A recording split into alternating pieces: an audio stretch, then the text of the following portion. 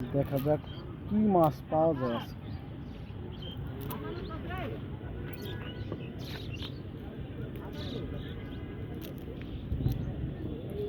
এখনো সাকার বিষ পাওয়া যায় না।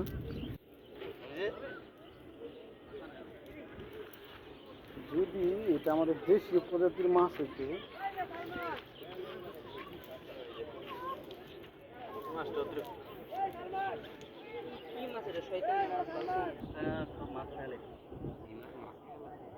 এটা এই মাছটা যদি 2-3 দিন থাকে না, তাতেও আপনার মরবো না, এরকম একটা অবস্থা।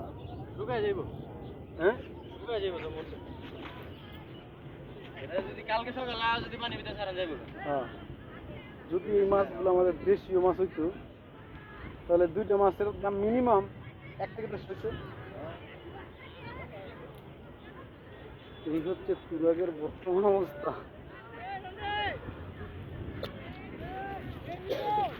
মাছ না সব দেখলো উপর করে